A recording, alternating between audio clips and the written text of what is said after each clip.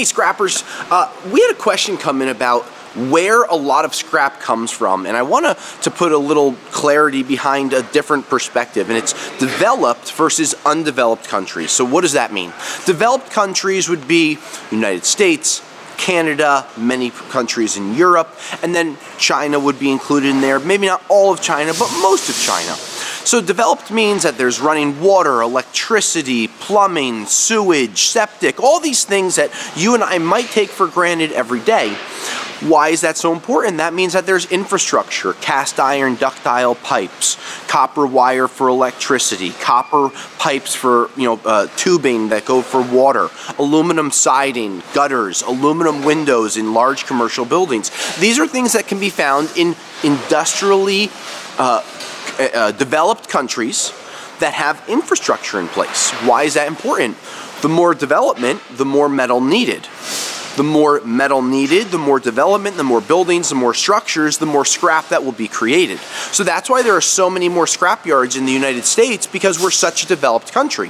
When you look at other countries, parts of Africa, South America, parts of Asia, underdeveloped, not a lot of places. I was recently in Peru, where they had just recently in parts of their country gotten electricity for the first time. Now imagine that, I'm filming this in 2023, and they just recently, within 2 years, got electricity for the first time. How much scrap could actually be produced there, especially when people are still making houses out of clay bricks? So undeveloped nations, unless they have mining operations, don't have heavy recycling operations because there's not a lot of scrap to recycle. I was in the main city of Lima, Peru, and they had 2 scrap yards in the area because while it was a city, they didn't have a massive amount of scrap that was produced like they do in the United States. Here in the tri-state area, there are over 150 scrap yards because the tri-state area, New York, New Jersey, Connecticut, then you can extend it Pennsylvania, and then southern, Maryland, Delaware, those states have a heavy level of development. There are buildings that are getting demoed all the time. There are things that are getting updated. New York City has more scrap coming out from windows being changed than some countries may have in an entire year.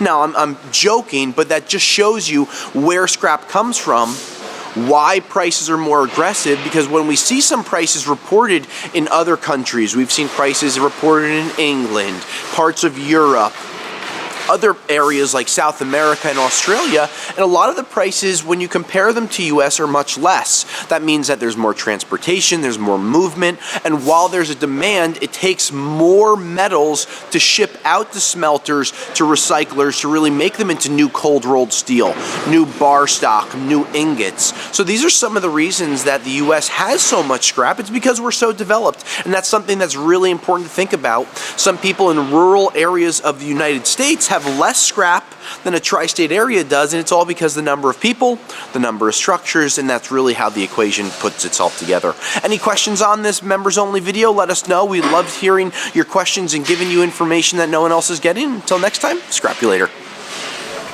Thank you so much for being an exclusive YouTube member receiving these videos. If there's anything that you want us to talk about that should be a little bit of a secret, let us know and we'll film another exclusive video for you. Any other questions, let us know. Thanks for being a member.